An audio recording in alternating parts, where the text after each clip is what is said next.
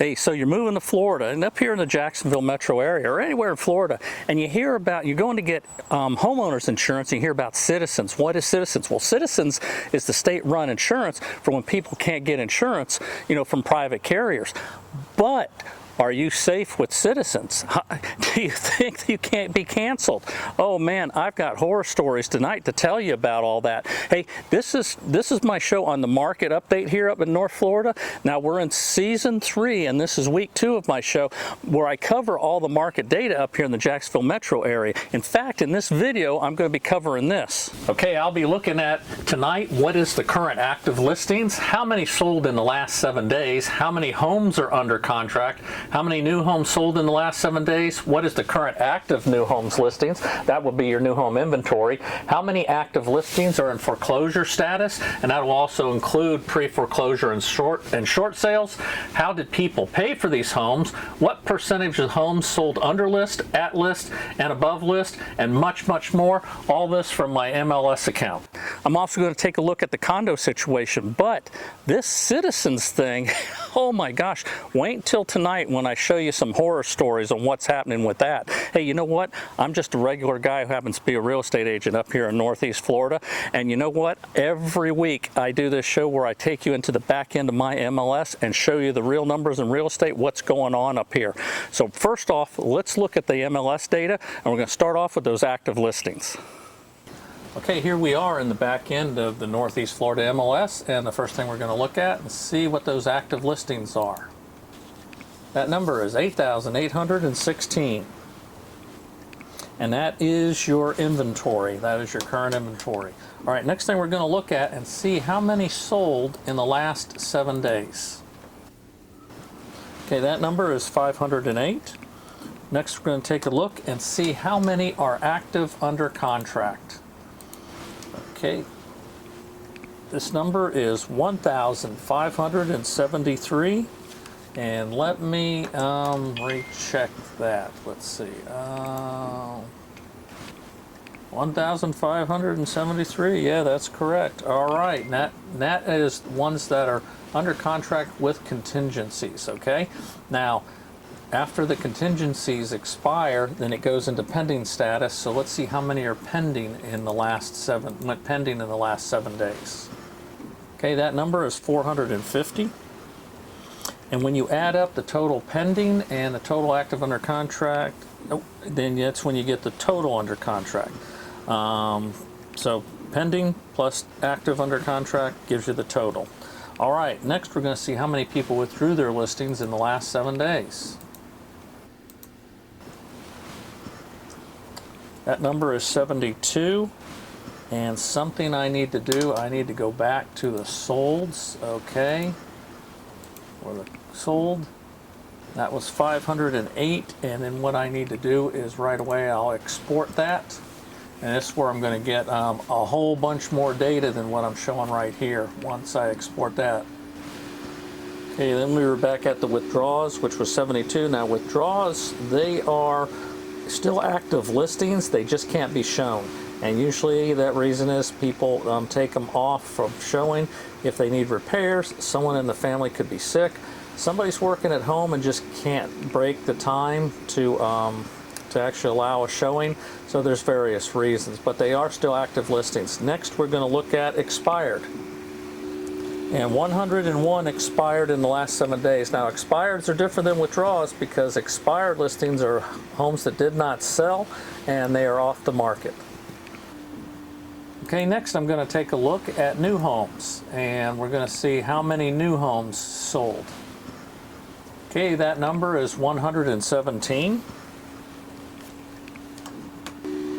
And next we look at how many new homes are in active. That would be your new home inventory. And that number is 2,075.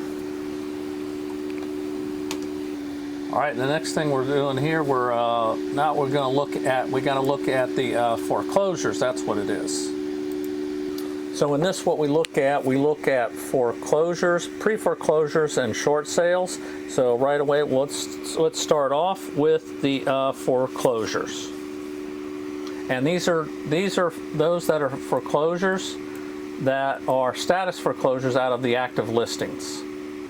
Okay, now we look at foreclosures, and that number is 344. Next, we're going to look at pre-foreclosures. That number is 18. And next, we're going to look at short sales. That number is 27. Okay, now we'll go to the condos, all right? Okay, first thing we're going to do is look at the condominiums that are in active status. That would be your inventory. That number is 1,063. Okay, next we're going to look and see how many sold in the last 7 days. That number is 40. And next we're going to look and see how many are active under contract. That number is 147. And then we'll see how many of those went pending in the last 7 days. That number is 17. And it's just like the others. You add up the pending and the active under contract, and that gives you your total under contract. All right, how many condominiums were withdrawn in the last 7 days? Okay, that number is 7. And how many expired in the last 7 days? That number is 13. All right, now we're going to take a look and see how many new condominiums sold in the last 7 days. That number is 0, and how many new ones are active? That number is 8. All right, we also take a look at the foreclosures on the condominiums, just like we did with everything else. That was the total.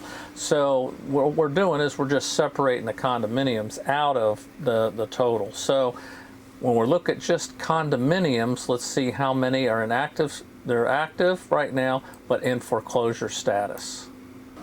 That number is 42. Next, we're going to see how many condos are in pre-foreclosure status. That number is 1. And then how many are in short sales? And that number is 1.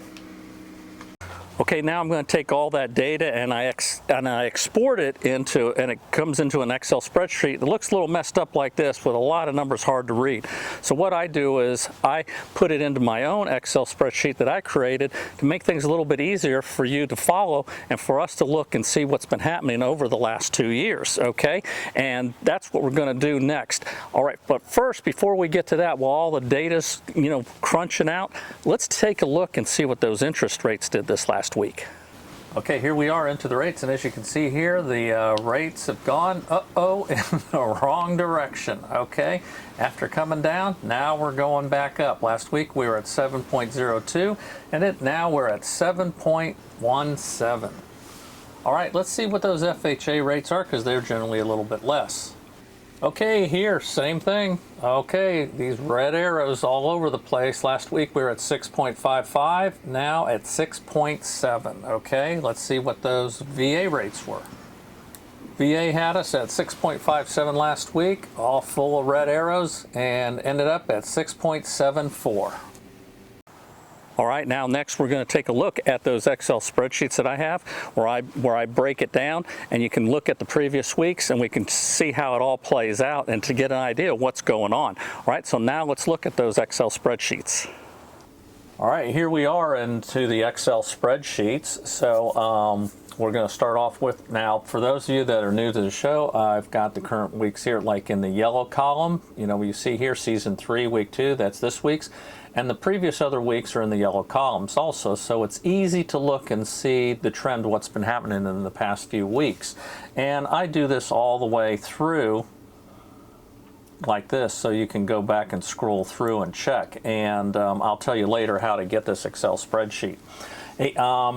The column on the right that's in white, that's the previous year, and then YOY gives us a year-over-year percentage difference. So we're looking at what really were the numbers I pulled from the MLS, okay? Not somebody's chart, that shows, or graph from a year ago and this and that.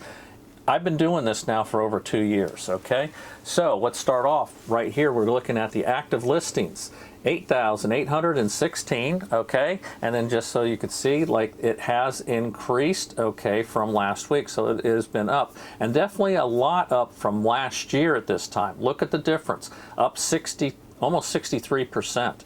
Okay, sold in the last 7 days for this week, 508. That is down from last week. Okay, now what is significant about this? Last year was a really crappy year for home sales. Okay, let's look back at last year's here. A couple weeks ago would have been 494. Then it went up to 502, and then 577. So we had this climb going up and up, during the spring sale. But this year we were at 386. We ended up at then it jumped to 563, and then now we're down to 508. Okay, so we saw it going down. It didn't follow the same pattern. All right, now active under contract, 1,573, the same as last week. Those numbers, that's kind of strange, but that's what it worked out. Double checked it, and it was pending. Okay, the amount that went pending, 450, that is up from last week. So when we look at the total under contract, we are up, okay? More people are under contract.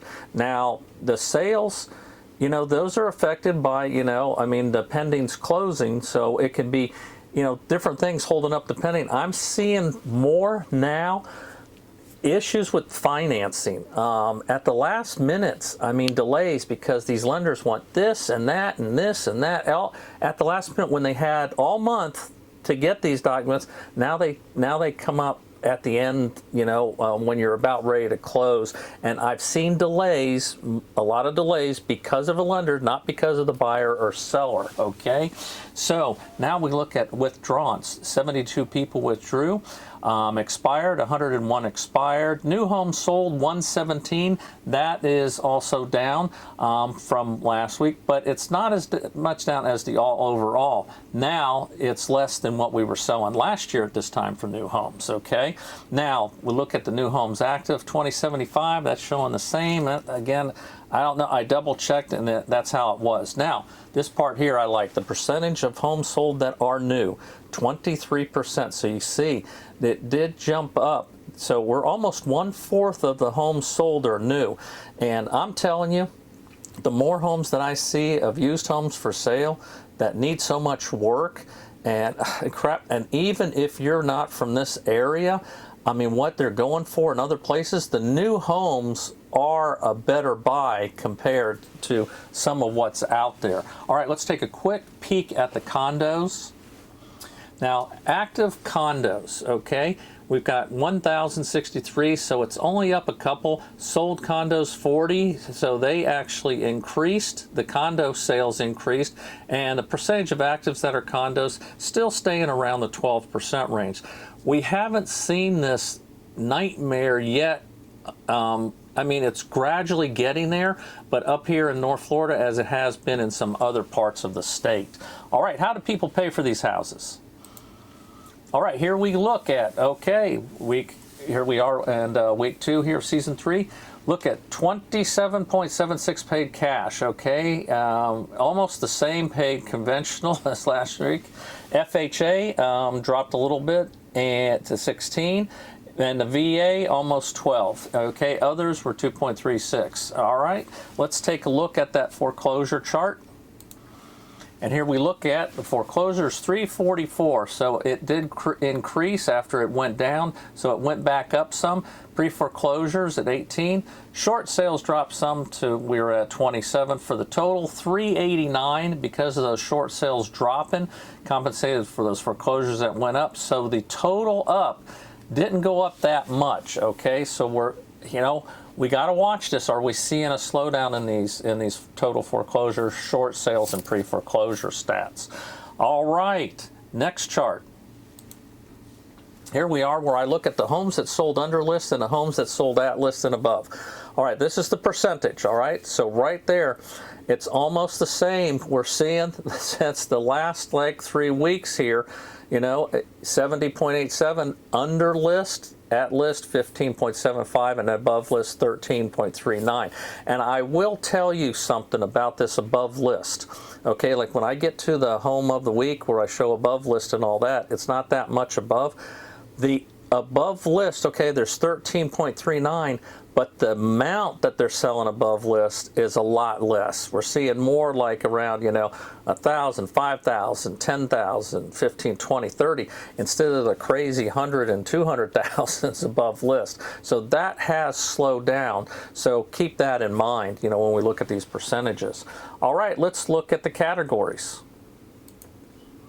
Here we are where I break it down by, you know, the pricing categories, all right? The percentage of homes that sold for $500,000 above, that's right, 500,000 is $500,000, okay? 28.94%, okay? So that's up a little bit from last week. Homes that sold in the 400s, you see dropped 12.6.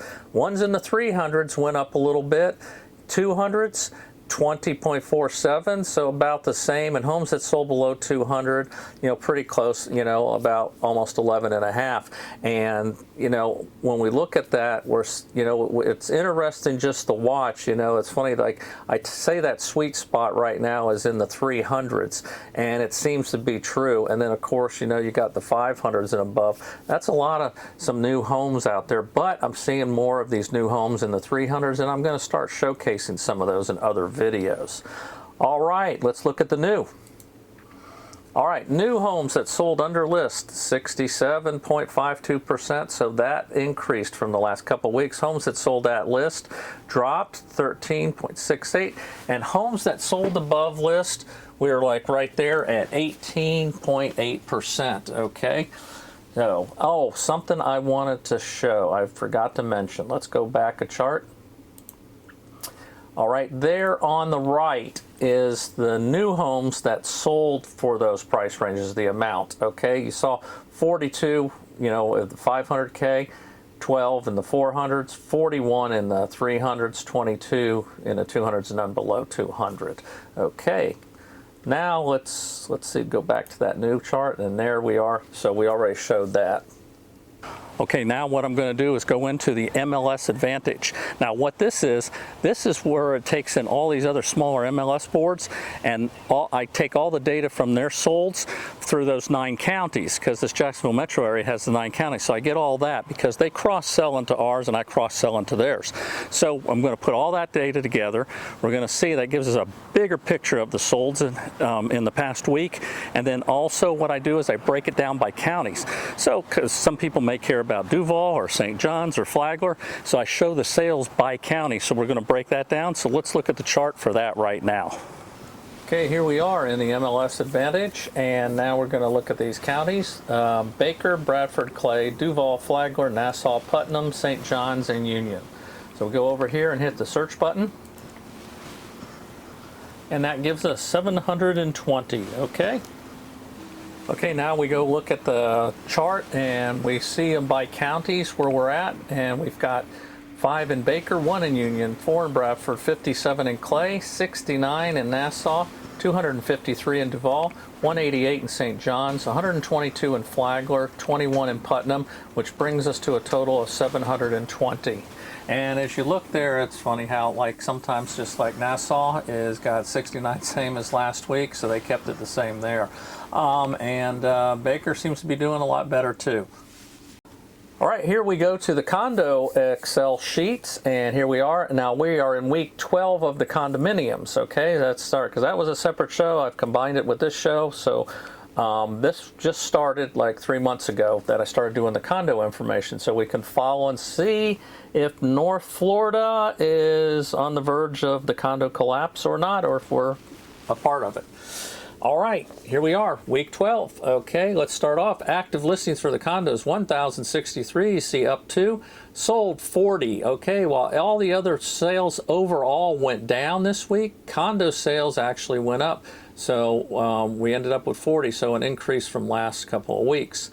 Active under contract, 147. So the active under contract has gone up, pending 17. Gives us a total under contract of 164, which looks like it's about the highest since we've seen since we pretty much started this. Withdrawals, 7 people withdrew their listings, 13 of them expired, did not sell.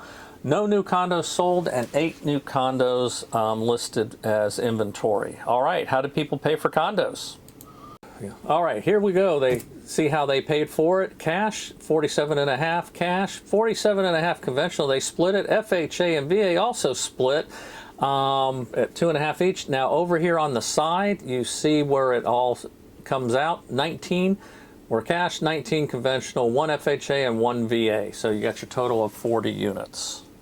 Okay, now we look at the foreclosures. 42 foreclosures this week. So we've seen the condo foreclosures have dropped, okay? Pre-foreclosure still at 1 and short sales at 1 for a total of 44. So it has dropped over the last few weeks. All right. Next, we take a look at how what sold under list, at list, and above list. The percentage there is 87% of them sold under list. 10% sold at list, and condos that sold above list, just 2.5% was just 1. And like I said, that one, this one here, I think it was like maybe $100 above list, so it was insignificant. So there's our total 35 of them under list, 4 of them at list, and that 1 above list equals 40 total. All right, here I break it down into the different price groups. Okay, condominiums that were $500,000 and above, that was 17.5%. That's in the 400s was 7.5%. 300s was 27%, a big jump from last week. I mean, we've seen a jump all around. The ones there, I mean, what really has changed this chart is the 500 and above. Look at that drop from in the 20s down to 17. Okay, the condos at 200, in the 200s at 32%, and the condos below 200s at 15. Now that drops some. The numbers are over on the side, 7.5 million and above, 3 at 400s, 11 in the 300s, 13s in the 200s, and 6 below 200. So it's showing that our sweet spot there right now was in the 200s and 300s, okay? So is that showing a shifting in the condo pricing now coming down as people try to unload these things? And could that be why the sales went up? Because people are trying to get rid of them and are offering deals that people feel is willing to pay for the condo and not worry about those monthly fees. All right. New as nothing new, so again we move on.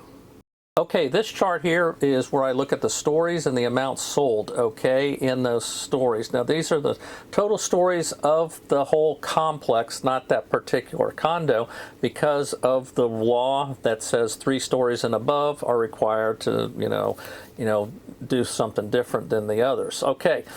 Week 12, here we go. 6 of them were at 1 stories, 21 of them with 2 stories, 6 of them were at the 3 stories, 3 were at the 4 stories, 1 at 7, 1 at 12, 1 at 17, and 1 at 38. And that's what brings us to our total of 40. Okay, and the reason I did this is just for grins. I just want to see if people are going to gravitate any more towards the 1 and 2 story condos. Because the ones that are 3-story and above, are more highly likely to have those increased assessments or HOA fees. Next, I look at the years, okay, because the law states that condos 30 years and older, or 25 on the coast, or if a county deems necessary. So basically you're looking at 25 to 30. So we look to see how many older condos at what stories they are. So here we've got now where it says 2003, 1 story, that's an individual unit, okay?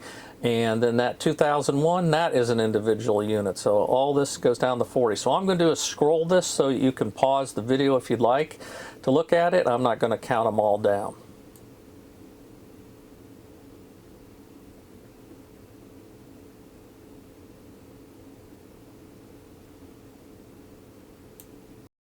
Okay, next here we're at the counties. Okay, how many condos sold in these particular counties?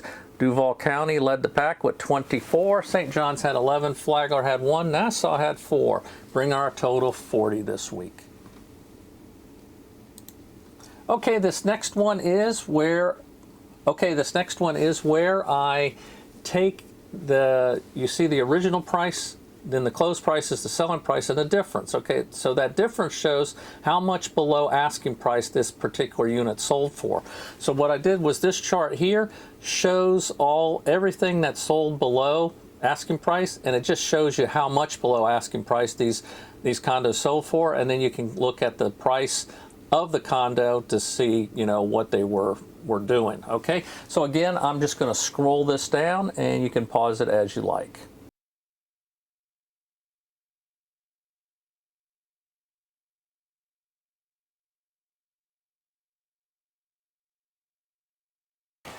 You know, there's all kinds of stories, all kinds of headlines about the inventory across the country, and in places they're showing still low inventory and all that. Well, I've shown in the past our inventory levels aren't up to what they were before, so they are still lower, but they are rising, and they're rising faster than the sales. Okay, so why are some people not buying, but the inventory is increasing? Well, there's several reasons, but one of them is insurance. Okay. Check out these headlines. We're going to talk about that Citizens, and what a mess. You won't believe what you're about to see. All right, here we are. Citizens Insurance Corp cancels policies, all right? Thousands of policies across Florida are being canceled as inflation pushes the insurable value of property above the maximum allowed, all right?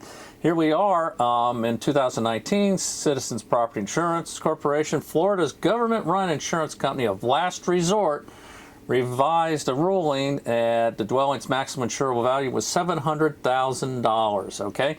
3 years ago, the vast majority of homes across the state were well below $700,000. Today, as home construction inflation soars, many property owners are being canceled as rebuild values exceed the maximum allowed. Now, I have heard that they've gone up on some, but what happens is they will insure more, but you pay this extra, like, penalty premium, okay? So you're still gonna take it, all right? And this part really gets me here. Like, if you find yourself in the position of being canceled by Citizens Insurance because the value of your home exceeds $700,000 and no other private carriers will write your policy, you will need to find an agent that works with a broker that sells Lloyd's of London. Are you kidding me? Okay, now the second headline, these poor people's nightmare. Citizen cancels Lakeland couple's home insurance despite $56,000 in upgrades. That's right. Look at this. They had AAA insurance, and they notified them that it was canceling their policy even though they never made a single claim in more than 50 years as a client. You know, I've always been a loyal person, loyal to, you know, people that have treated me good, you know, salespeople, you know, because I understand the commission thing. So I always am loyal to them, and you know, if they treat me good, and I've always been I figure, okay, you know, insurance companies, you know, treat me well, but you know what? Screw it, you know. Do what's best for you. Forget about the loyalty thing when it comes to these companies, because, you know, I had when Andrew came through South Florida, I was there. I had Allstate insurance. Now, on my home. Now, I didn't get damaged, or I didn't file a claim. It was so minor, I just fixed the things myself and didn't file a claim. And then my thanks for that was I got canceled because after Andrew, they were just pulling out. You know, South Florida weren't writing any more policies, so they canceled me. You know, I had never had a claim with them. Fixed it all on my own. You know, and still got canceled. So that's when I learned. Now, that was back in, you know, when Andrew came through. So that was like in '92, okay? So this insurance crap's been going on for a long time. It's nothing new. Okay, as we look here, now here's the first of their problems here. Okay, like many homeowners who live in historic cottages, bungalows, or even mid-century modern structures, mid-century, all right, built before 1974, to me, that doesn't seem that long ago, was being terminated because the home was more than 50 years old, and the cancellation would be effective August 30th. So, you know, because the age of the house, regardless of the condition and what they've done to it and upgrades, just because they've got that thing that says, all right, this is the age of the house, you're canceled. So now what happens?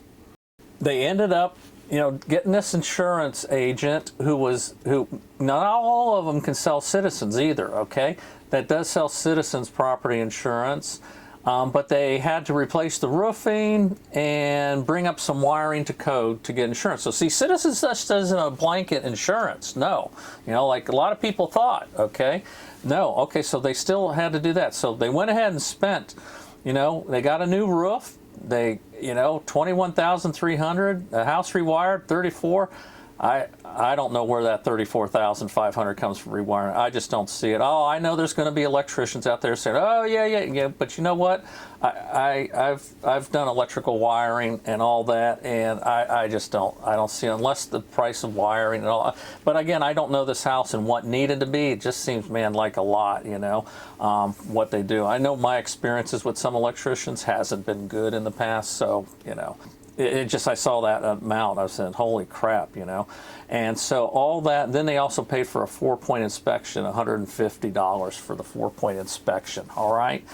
After $56,000 in upgrades, they were relieved, and they informed them that they were approved for Citizens coverage, and they promptly sent Citizens the full year's premium, $5,775. So you think it's okay now? They got their welcome aboard letter that arrived, but the very same day they also received a letter from Citizens saying that the policy had been canceled effective January 7th. The reason for this action was that the property was not eligible for coverage because the roofing system was not acceptable. And the insurance agent explained that Citizens automatically accepts clients and takes their payment before checking the property for eligibility. Holy crap, okay? Well, this article goes into a lot more than I'm going to go in here. It's going to be downloadable for you in my newsletter. But I've got here, now what happened, they ended up getting it resolved after a lot of phone calls, and they had to come up with a completed roof show the completed roof permit, all photos by the roofer, all paid invoices. And oh yeah, there was something else here. It says an updated backyard view of the house showing that carport had been cleared. He had personal items in the carport, and they weren't going to insure them because of that, so they had to throw all that crap in the house or a shed or something, but it couldn't be in the carport, okay? They wouldn't insure it. So they eventually got there, but my point is, it's what a nightmare, okay, this was. Okay, now this is amazing. Think about it, okay? You go to have your house inspected, okay? Citizens says it has to have 3 years. You get the inspection on one date, okay? The closing's going to be another 2 weeks from the inspection, maybe a month after the inspection. The inspector says there's 3 years life on that roof, okay? So Citizens does the 3 years, okay? Now, they start that from the date of the inspection. So in 1 month, you close. Citizens looks at it that, okay, that's 2 years and 11 months left on the roof. We're not insuring you. Now what do you do? Okay. Also, if the value goes up on the house, things too, somebody's had their house insured for years, okay, and the value's been down because it hasn't been reappraised or reassessed like that, except for the county, which doesn't really go up to the market value all the time. So now you sell the house, okay, the house gets sold and that value goes up, and all of a sudden you get past that $700,000. Now you got to pay extra fees if you go over that. They're talking about people going to Lloyd's of London to get homeowners insurance. This is ridiculous. This is a big mess. All right, now it brings me to the question of the week, and the question of the week is, do I need insurance to buy a house? Well, no you don't, and that's if you're paying cash. You actually don't need insurance to purchase a house. But what happens is your lender will require insurance to loan you the money to buy the house. So if you're financing, then I don't know of any lenders that don't let you do it, but just figure that you're going to need insurance if you're financing. Now there are people that are doing cash deals, and some of them aren't doing insurance. Now some of the insurance homes that are underinsured throughout the whole country, because this isn't a Florida issue, although the Citizens thing is. They're going without insurance. So let's see. Hey, you know what? If you've been watching this video and you like the way I present it and all that, then give me a thumbs up. And if you want to be part of this Bubba Watch Nation, then hit the subscribe button and subscribe to my channel, because as you look on my channel, I have a lot more videos on here than just the market updates. All right, now let's get into the houses of the week and condos of the week. All right, here we are with houses of the week, and we're going to start off with the house that sold below list price. Okay, here as you can see, it was built in 1955, 1,209 square feet in St. Johns County. It's a 3-bedroom, 2-bath. Okay, now this one here, let's see, let's take a look at the history and see what happened with it. Okay, on the history here, you see they started off at $585,000, okay? They gradually lowered it a little bit, still staying in those 500s for a while, okay? They ended up lowering it to $440,000, which was a pretty big drop from where they were started from. And after 172 days on the market, they got an offer for $410,000 that they took. All right, now something that I want to show you with this house, okay? Let's look here. You can see down here at the bottom, you see where it's closed, $300,000 back in June of 2023, okay, last year, almost a year ago. Now, these people bought it for $300,000, and then you say, wow, they're trying to sell it for $585,000. What's going on? Well, let me show you. I'm going to show you from when it was, well, what it was before. Well, this house here, let me show you what they said about it before. Okay, here is the remarks. Cash only, major fixer-upper, needing pretty much everything, okay? This house was a wreck, okay? An absolute wreck. All right, now something I'm going to do, okay? I download these MLS sheets, okay, for you to look at. And what I haven't done in the past is show the photographs. It's just been the sheet, the cover sheet. I'm going to start now doing the photographs. When you get one of these MLS sheets, you're going to see the photographs too of it. Now, how do you get all this? Okay, this here goes back to even my Excel spreadsheets, all that stuff.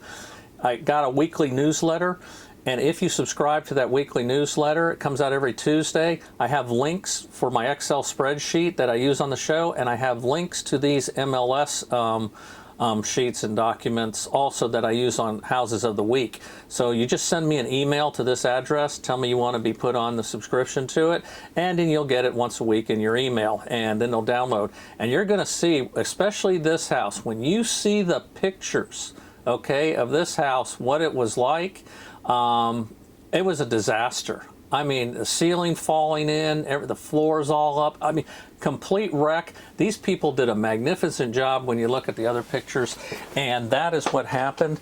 They put some money into it, definitely some money into it, and that's why they ended up getting, putting that price on there. But still, they took a lot less. I mean, they didn't make as much as they wanted to if they made anything on this thing. So, but that's what happened there. Okay, so we're not going to be looking at, anymore what they pay for, appreciation, calculator, all that. Doesn't matter in this case. All right, next let's go to the house that sold above list. Okay, this house here, built in 2003, smaller home, 1,152. I know some sheds that are bigger than that. Now it is on 4 acres, okay? So got to keep that in mind. It's in St. Johns County also, and it's a 3-bedroom, 2-bath. Okay, now this is a mobile home also, so keep that in mind. All right, let's look at the history. Okay, the history on this started off $275,000. In 8 days, they had an offer of $305,000, which they took. Okay, now let's go back and take another look at this. Right here, they say multiple offers, bring your highest and best by a certain date and time and all that. This also is a HUD home, okay, meaning it was a foreclosure. And so it went up there at that 275. They got that 305 and they took it and ran with it. Now, this is something that I want you to look at. I don't understand where the value was in this. It is St. Johns County. It is west of I-95. I didn't look into seeing what was so special about the land out there, but apparently there must be for the 4 acres, because they were waiting in line to pay above list price for a 2003 mobile home, over $300,000. This is what I'm telling people, that some of this new construction, when you see these homes for $350, that are 1,500 square feet, 1,300 square feet, more than this, brand new homes for just a little more than this. I don't see, unless that 4 acres really meant a lot. But I'm telling you, based on a lot of what these used homes are selling for and the work they need on them, the new homes are definitely something worth looking at, okay? And I'm going to be doing more and more on those, I think, because I see people so frustrated with these new homes that are fixer-uppers at $300,000. All right, let's now take a look at that condo of the week. Okay, now the condo of the week is going to be one that sold below list, because we didn't have any that sold above list, okay, to speak of, okay? You know, like $100, I think, above list was what it was, something like that. So that isn't nothing that we're going to show. All right, this one here, built in 1974, so it's an older one, St. Johns County. This one's actually on Ponte Vedra Beach, okay?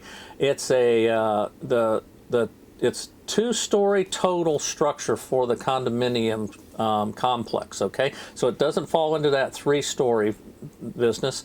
It's a 3-bedroom, 2.5 bath, okay? Let's see, what are their monthly fees? Wow, $700 a month, okay? Now remember, there's no cap on that, okay? It's not like your property taxes that are limited to 3% a year, okay? You know, I mean, that can go up, but you know, to them it was worth it. But let's see how much they paid less for it than what was offered. Let's look at the history. Here we see the history. They started off at $349,000, okay? They lowered it a few times, and after 167 days on the market, they ended up taking an offer for $273,000. So about what? About $75,000, $76,000 below the asking price. All right, let's see what they paid for it. They bought it back in January of 2018 and paid $173,000. Okay, let's take a look at an appreciation calculator on this. Here we put it in, plug all the numbers into the appreciation calculator. It comes out to 7.49% per year after they had it for 6.31 years. Okay, so they did okay on this. You know, buying it, you know, before 2019 or 2020 and getting at those 2019 prices, basically. Went through this ups and downs and going through this condo mess right now we're going through. That they did good. These people saw the writing on the wall, said, let me take the money, and ran. Did okay. Of course, that just shows you that when you had that listing price was so high that it's $75,000 off, that can be deceiving sometimes. Just because something's $100,000 less than list, that list could be ridiculously high, and that's the reason why it drops so hard. A lot of people are just throwing lines in the water, see if somebody bites, like from out of state or from South Florida, and you know, this case it didn't happen, and they may have got caught up a little bit with that condo craze, but they still did okay on this one. You know, this insurance thing has got a lot of people looking at new homes. That's why they do, or newer homes. You know, I happen to be doing this show in front of a new home that's actually for sale here in Annabelle Island here in Green Cove Springs.